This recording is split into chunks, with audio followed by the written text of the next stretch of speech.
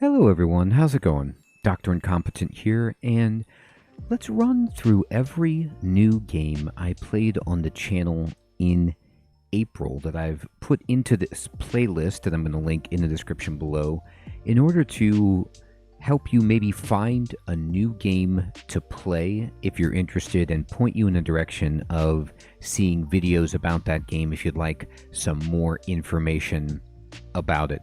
So just like we did in March, and I'm going to keep stacking these up, I'm going to kind of document and just give a little bit of info and my take on the game while showing some footage so you can get a sense for what I played, because I make so many videos that it can be hard to keep up with all of them, and this kind of is a nice catalog for anything that you may have missed.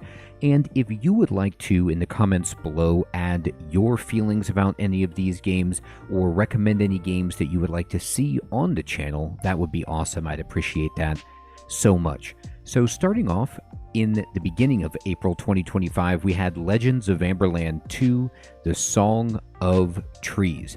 Now, this is a classic CRPG dungeon crawling game, kind of like some, early Ultimas, or perhaps Might and Magic 3 is, what it really reminds me of.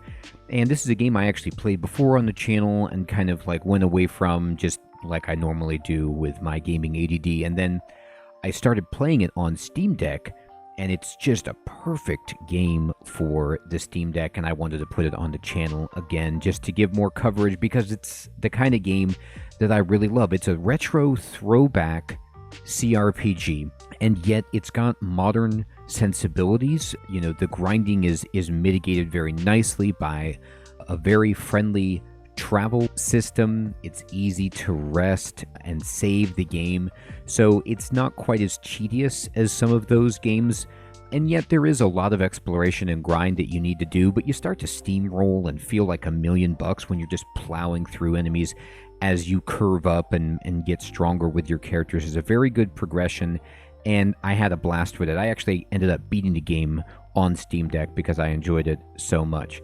Next up is Fur and Fables. Now, this was a kind of fun take on, the action roguelike game in the survivor's bullet heaven space, because with Fur and Fables, you accumulate like a party of people, and they kind of follow behind you like old school Dragon Warrior games, and the positioning matters for when they get hit. It's almost like you're walking around like a centipede or whatever, and they can like hit all parts of you as you control this train of allies, and they are then leveling up and comboing with you, and you build your team up. And the graphics are a nice, fun, kind of cartoony animal vibe. And I thought this was certainly a different spin on the genre if you're looking to check it out. Next is Dustland Delivery. This is a game that I have played a bunch on the channel in many iterations as it kind of moves from early access and continues to evolve, and this was featuring the Sheol DLC, which actually adds an underworld. If you play on this scenario, it happens chronologically after the events if you play the kind of like standard default above world scenario, and you get to, do the stuff on the surface, but you also can drive through the subway, which just adds a fun dimension to the game. It's kind of like going from Heroes of Might and Magic 2 to Heroes of Might and Magic 3 when you have an underworld. And I always loved Dustland Delivery, and I thought this was fun, and the story of it too was really unique, as you start with these kind of like two children who are, perhaps genetic experiments and are gifted, but then again, they're kids. So I would certainly look this up as a good starting point if you haven't tried Dustland Delivery yet. Next is Still Wakes the Deep. Now, this game totally surprised me. I really wasn't sure what to expect. I'm not a huge horror game fan, but every once in a while, the horror genre can produce some kind of like more supernatural stuff that I get into, that I can palate. It feels kind of like X-Files-y, and this game was straight up, I'm not going to spoil anything, but there is some real weird stuff that happens with demonic tentacle things, and it was a great atmosphere. I thought that the kind of Scottish accent of the people in the game and the dialect and the rig that you're working on is just so well fleshed out that it became very immersive and was a narrative-driven psychological horror game that I could actually get into. Next is Prison Gang Wars, and this is kind of like, almost like sort of Prison Architect, sort of RimWorld. Like if you're trying to make a management game about being, a gang in prison and trying to kind of like flex as the most dominant gang and do prison-related activities, I thought the game was hilarious. It has a big sense of humor, and, you're doing all sorts of different things, smuggling, doing jobs, getting into fights and stuff like that in different locations in the prison, recruiting people, building up your rep. And it was just a kind of silly colony management game where you're trying to control the yard. Next was Teenage Mutant Ninja Turtles Splintered Fate. And this is, for all intents and purposes, Teenage Mutant Ninja Turtles Hades is kind of a way to think of it. It is a ARPG roguelite where you get to be the turtles and you're fighting through these realms where you're fighting the same bosses and trying to make progress, upping your meta progression back in your sewer base. And I had the DLC, so I got to be Casey Jones as well. I love the Turtles, and I thought this game was really well done. It was slick. The animation was good. The combat was fun. It was a good progression system as well. So if you like Turtles and you like Hades style, kind of room-to-room ARPGs with some timing mechanisms and boss fights, this is certainly a game that you want to check out. Next was Abalon, and Abalon was a game that took me by surprise. First of all, the view is mind-boggling. It's kind of like this top-down view, but the people look at you, which is both hilarious and disconcerting at the same time. But it's a fascinating mix of a turn-based game with a deck builder at the same time and a roguelike on top of it. So you're blending a whole bunch of game genres together. And I thought the decisions you got to make were cool, the skills were well done, the exploration was fun, and it had a good progression system.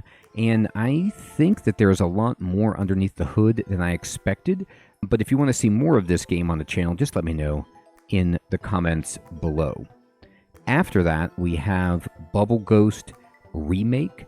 And Bubble Ghost Remake is, well, a remake of Bubble Ghost, which is a game I actually never played originally, but I think it may have been a Game Boy game, and it's rebooted here with amazing visuals in a kind of 2D cartoony style. And it is a game where you are, well, a ghost, and you are pushing a bubble through levels, and it's kind of like a puzzle platformer type game where you take advantage of the fact that you're a ghost, so you're intangible and you can move through walls, but on the opposite end of the spectrum, your bubble, well, is a bubble. So the slightest touch will burst the bubble and you have to start the level over again. So you're trying to kind of like navigate this bubble slowly but surely through ever increasingly difficult stages, and there are rewards, of course, for accomplishing this very rapidly. So, you can get very skill-oriented in this game where you're trying to push that bubble through and you're risking it all to get the achievements for making certain time hurdles. And it is a game that if you like skill-intensive puzzle games, this certainly is for you. The next game I played in April was Gloam Vault, and Gloam Vault was a kind of really cool presentation of a classic dungeon crawler, but it was a monster capture game. So it's kind of like you capture the monsters and you have the team of monsters fight for you, and you are leveling up these monsters and getting better monsters with better abilities as you go. It surprised me a ton with its depth, and I really like the UI. I like the kind of first-person dungeon crawl experience in the game, and it's still early, but it was a very affordable game that I thought was a lot of fun. Next was Aliens Dark Descent, and this is a game that I got on Xbox PC Game Pass, and I didn't know what to expect from it, but I loved the game. It is an amazing kind of love letter to the classic Alien movies, and you get reference to, of course, Aliens, and, you know, even some of the later ones, and you get to be a team of Marines strategically taking on the aliens in really terrifying situations where you're doing a little bit of stealth, a little bit of gunplay, and you control your characters in a way that's like a mix of turn-based and RTS, and you navigate a map where you kind of decide how greedy you want to get, looking for treasures to power up your squad so that you can, you know, make better weapons and level up your people. And the risk reward was fun, just as well as the presentation, the graphics, the environment. It's just a really, really well done game with a lot of tactical depth. If you're interested in a game that kind of feels a little bit like XCOM, except it's more real-time, of course, with the combat, and it's in, you know, the Aliens universe. Next was Dungreed, and Dungreed is kind of like Rogue Legacy. It is a platforming action roguelike where you are going to explore a dungeon and you're going to be trying to find weapons and jump around, you know, in a platformy kind of Castlevania style way. And it is very, very challenging up front, but it has an amazing amount of meta progression where you actually get to build a town around the dungeon with different shops, and you get stronger with more weapons, buffs from food, items that you get to bring in, armor, all sorts of artifacts that you find. And I had no idea how deep the game can be. It plays great on Steam Deck. It's a super amount of fun. It has some kind of nice cartoony graphics to it, and if you are a fan of Rogue Legacy or, you know, Dead Cells perhaps, this is right up your alley. I played also Into the Dead, Our Darkest Days, and I did this game in the demo phase, and this is now early access, and the game continues to evolve and impress. I mean, graphically, it is a phenomenal looking game with a fantastic cutaway style that's evocative of This War of Mine, except, of course, you're fighting zombies, and you're doing stuff like you would expect in, perhaps, you know, Project Zomboid, a zombie-style game, scavenging for supplies, running for your life, and it's brutally difficult at times, but it gets to be really fun when you start to build up a base and get some supplies and even recruit new members to your team. I hadn't really gotten that far into it. I streamed it, and we got far enough to have a third member. We're still alive, and we're upgrading some of the workstations at our base and building up our arsenal of weapons and food and things, and starting to feel like we weren't going to instantly die. But of course, death is around the corner. You can get wrecked at any moment. So it's a good, challenging zombie, you know, platforming survival roguelike. Next is Polypine. And this is, talk about a departure from Into the Dead, Our Darkest Days. This is a idle clicker ecological game where you are kind of growing a full forest biome ecosystem with animals, plants, bees, you know, insects, flowers, making your animals poop to kind of like fertilize the soil, having your plants grow, drop seeds to grow more trees or plants, and growing flowers to have bees, and just how everything is connected and starts to make your environment thrive. And it's a really, really cool way to just kind of unpack, unwind, and watch something amazing grow before your eyes. Next up is Fae Tactics. And this game is, you know, a retro strategy RPG in the space of, sort of like Final Fantasy Tactics, Tactics Ogre, Fire Emblem-y kind of a game. And I had no idea, of course, like, if it was going to be well executed, but it's both a blend of classic JRPG, you know, turn-based strategy RPG, but with some modern quality of life. And it has some unique elements to it as well that make it stand apart. I only played it for about an hour, but I was, very enthralled with the way that it was balanced and the way that the different characters played out. And if you're looking for a game to kind of scratch that old school tactical RPG itch, this would be it. Next is Bear and Breakfast. Bear and Breakfast is a really silly, charming, satisfying builder. It feels a bit like it has some kind of Graveyard Keeper Stardew elements to it, but you're a bear restoring human buildings to kind of get humans to come back to the forest, which is bizarre in and of itself. But it is what you're doing because in some ways, a certain amount of humans, I suppose, can actually help. The animals here thrive, but you go about it without really being able to interact with the humans and just kind of standing back as you beautify and decorate. And the amount of depth and detail with putting down decorations and creating, bedrooms and facilities for the human tourists is pretty remarkable and also hysterical. Next is Islands of the Caliph, and I played the demo for this game. It is a retro, I'm talking very, very retro CRPG dungeon crawly type of game, but it has a very unique visual presentation with these interlaced old school graphics, a bit in almost like the Panasonic 3DO PlayStation 1 type of graphic, and it is unique in terms of its environment and its execution.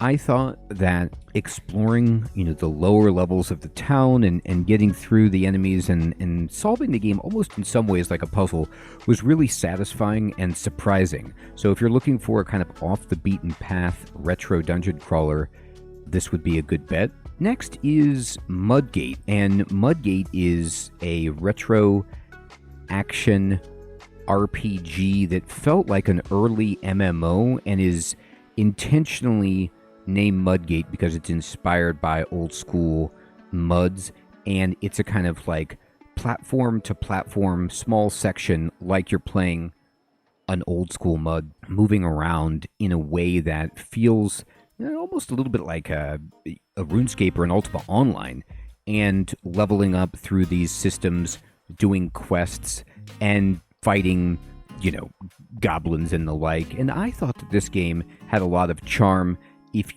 especially if you're, into an older throwback style. Speaking of throwback, next we did Tower of Kalemanvo, and this game is basically not a spiritual successor, but it really feels like Diablo 1. Not 2, 1. Like, it is a dark, punishing ARPG in the realm of the original Diablo. And your supplies are limited. I found it to be challenging, but it's one of those games where if you make headway, you start to feel really satisfied, of course. And if you enjoyed that dark, atmospheric vibe of Diablo 1, this might certainly be for you. Next, and a recommendation from a viewer, I played Dawnsbury Days. Now, Dawnsbury Days is a Pathfinder RPG module experience. It's kind of like if you were playing a tabletop Pathfinder campaign with that rule set, you would be in this space, and it gives that feel of just playing a module with friends on the tabletop. It has simple and yet very effective presentation, so much transparency with everything that's going on. So even if, maybe you're coming from D&D and you're not totally familiar with this rule set, everything is explained in a way that's intuitive, and you get that really fun tactical vibe of, having almost like a Hero Quest campaign going on with your characters moving around and leveling up. And then there's also some hilarious kind of anime dialogue cutscenes for the characters as well, which I didn't expect. It's a very affordable game, and if you're looking for, that kind of tabletop D&D or pen and paper RPG experience, this is certainly that. Next is RuneScape Dragon Wilds. This game took me by surprise. I didn't really know too much about it, and then people were telling me in regular RuneScape chat to go check it out. I did, and let me tell you what, this game is amazing. It's amazing because I happen to really like survival crafting games in the space of Valheim, Enshrouded, games like that, and this is very, very much like that, but it's in the RuneScape world. So you have RuneScape abilities, you meet people from RuneScape, it's steeped in RuneScape lore, and it even creates new RuneScape lore. So you don't really need to be a fan of RuneScape to enjoy it because it looks great, it plays great, but if you are, I think it just takes it up to another level. It's early days, there's a lot that needs to be done. They don't have some of the skills and things implemented yet, some of the systems, but it's early access, so, all of those things will hopefully come in time. And we even got a chance to play this multiplayer on the channel, and that was a blast as well, because people could help you build your base, they could help you gather supplies, and they could help you fight bosses in dungeons and things. Next was Crow Country, and Crow Country is a love letter or a successor to the very first Resident Evil game. I mean, it channels that kind of Resident Evil 1 vibe to a high degree. The polygons on the character actually reminded me a little bit of Final Fantasy VII, Lara Croft kind of era PlayStation 1. But of course, one of the first games I got on PlayStation 1 was Resident Evil, and you're in that wheelhouse too. It's got an interesting story and just a terrific atmosphere, and if you like classic survival horror, this is a nice, affordable approach to that. I just played the demo, but I might do the full release someday. Let me know in the comments below if you'd like to see the full release of Crow Country. Next, we got to take an early look at Endless Legend 2. Endless Legend is a 4X that I played already on the channel and enjoyed it. I played it way late to the party, and this is a kind of, it's obviously a sequel to that, but I think there was some trepidation about how well they could do that and if, they would miss the mark. But if you like endless games, and I've played a few in this space using these resources and this lore and everything, I like the endless games. And I thought this was a very, very cool look at what's possible in Endless Legend 2. Now, when I played it, there were only 2 factions available, but the faction I played was a lot of fun. The game looked great, the systems were intuitive, and I'm excited to see how this one develops. So if you were a fan of Endless Legend and you want to check out an early look at Endless Legend 2, obviously this will be in the playlist for you to watch more of it.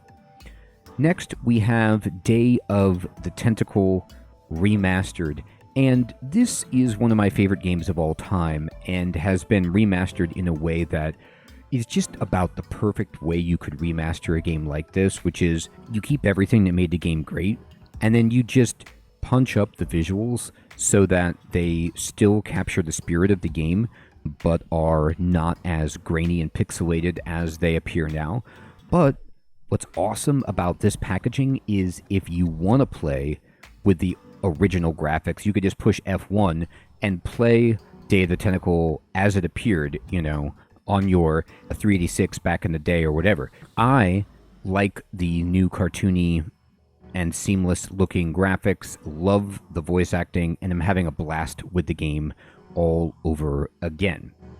Next is Deeplanders, and Deeplanders is a super interesting looking city colony management builder game where you're kind of moving back and forth into different layers of the z-axis of the game, and then as you go, you just keep adding more layers, and the needs and demands of your people become more complex. And it's like a city builder management game, but also kind of like a puzzle game too. It's got a tremendous aesthetic, very unique and interesting atmosphere, and if you like, cool puzzle-y builders, Deeplanders may be for you. Next, I checked out the demo to Winter Burrow, and this is a game that I can't wait for, more content of. The demo is pretty short. You can check it out for free. I've got a link to the demo in the Steam or in the description for the Winter Burrow video. And it is like Secret of Nim, Redwall, in the sense that you're a mouse living in this world and you're playing a kind of almost Don't Starve like survival crafting game with just really, really awesome storybook visuals. Very cozy game, except the fact that it's freezing, and I did die from exposure. But other than that, super cozy and fun, and I would certainly check out Winter Burrow. Next was Adam RPG Trudograd, and I didn't play the first Adam RPG, but this was awesome. This game is like, if you really love Fallout 1 and 2, this is going to be right up your alley. It's basically a modern CRPG that is very heavily influenced by Fallout 1 and 2. It's got so much dialogue and story that I couldn't believe it. It's hilarious, it's challenging, it's deep, and there's multiple ways to kind of solve problems, and I was just taken aback with how much is going on in this game. So, maybe it's also in that Underrail space too, if you're looking for a difficult, deep, lore-intensive, post-apocalyptic RPG. Next is Detective Dodson. And Detective Dodson is a hilarious game. I played the demo a long time ago, and then now it's moving further with its release, and you can get it on Steam Deck, and it's good there. And it's just this hilarious kind of platforming adventure dialogue game where, well, you are a detective in India, and you're like just jumping around and trading with people and solving different cases that are both hilarious, have hilarious solutions. And it's just a whimsical and colorful game that is, stands alone for what it's doing. Next is Blueprints, and Blueprints is my game of the year so far, even though we've had already some ridiculous games come out this year with, just to name a few, with Claire Obscure Expedition 33 and Oblivion Remastered, for example. Blueprints is a puzzle, mystery, adventure game. Feels kind of like maybe an old school, Seventh Guest Myst kind of exploration mystery game with a roguelike sensibility combined into it with some of the best music, atmosphere, writing, and visuals that you're going to see. I just think it's an A+ effort. And I beat the game, and I'm still playing it to try to get more endings and information because I enjoy it so much. Next is Escape the Mad Empire, and this is a game that I played in an earlier incantation, and now it's had even more changes as the team has been really responding to the community and the playtesters and making this roguelike action RPG even more accessible and fun. The pixel graphics and the way that you can zoom in and out on them is phenomenal, and it's kind of like a Diablo-style game, or Heroes of Hammerwatch perhaps, but you have a party, and you're mixing real-time exploration with pausing, like tactical pause, and kind of giving your commands and orders with just a real robust loot system, and also a large, deep meta progression system between runs. So check out Escape the Mad Empire if you're interested in kind of a pixel retro roguelike RPG. I already mentioned Blueprints. I released a complete beginner's guide for Blueprints. If you're interested in getting into the game but aren't sure if it's for you or aren't sure how to tackle the puzzles, what I did in this beginner's guide was approach Blueprints in the least spoilery way I could possibly do it, just to help get you into the right mental headspace or framework so that you can kind of understand the logic of the puzzles and then do them on your own, or understand how the mechanics of the game work and what to look out for so that you are observant and playing the game in a way that you can be successful and thrive without, I'm not like telling you how to solve it or what the solutions for all the puzzles or the quickest way to, to get to the end are or anything like that. Just kind of explaining it so that you can really enjoy it at your own pace, because it's a game that has some elements, some things by design are hard to figure out, and others I don't think they meant them to be, but I missed it or I needed some clarification, and hopefully this is enough of a jumpstart to get you into the game. Next, I just mentioned this as one of the greatest games so far this year. It's Oblivion Remastered, Elder Scrolls 4. I loved Oblivion. I thought, oh, okay, fine. I'll play the remaster. How good can that be? Oh my goodness. This is more than a remaster. It is a phenomenal game that is just the most fun sandbox RPG experience that you're going to have. It's still janky. It's still quirky. It's still got hilarious quests and dialogue. And yet it looks so spectacular. It runs great, and you can do whatever you want and raise whatever skills you want and have a ton of fun either coming back to the world of Oblivion or playing Oblivion for the first time. Next is Card Survival Tropical Island, and this is a game that I'm still playing, and it looks pretty simple at first, but basically what this is imagine you are playing Stranded Deep, but they've made it into a card game almost, is kind of one way to think of it. It is surviving on a tropical island and doing your best to manage how difficult that would be, but using this really interesting card game tabletop vibe where you're exploring the decks, you find cards, you're unlocking new recipes, and you're getting new technology and trying not to get killed, die of starvation or dehydration along the way. I was not prepared for how deep this game was, but it's fantastic. Next is a game that's actually by the same developer as Card Survival, which is Card Quest. And this is a roguelike deck builder, and I love roguelike deck builders. Slay the Spire is one of my favorite games of all time, and I thought it was going to be in that, vein, but it's not. It's like a Slay the Spire, but the thing that's different about Card Quest is it's more puzzly. It's more punishing. It's more like there's very few lines that you can take, especially up front, and if you make mistakes, you're going to get wrecked. But there's so much to unlock with different pieces of equipment, different abilities, different characters, that as you get momentum, things become easier. It's a very challenging and precise kind of deck builder, but it feels really satisfying when you can actually get a win. Next is another contender for Game of the Year. It is the sensational Western JRPG Clair Obscure Expedition 33. Still streaming this game, still loving it, and it is one of the most surprising games of the year for me, and the most well executed. It looks amazing. The story is gripping. The music is incredible. It's got a really fun and unique take on a battle system, an active battle system in a JRPG. It's both difficult, but not too difficult, and even if you don't get the timing down, you can still be successful in the game.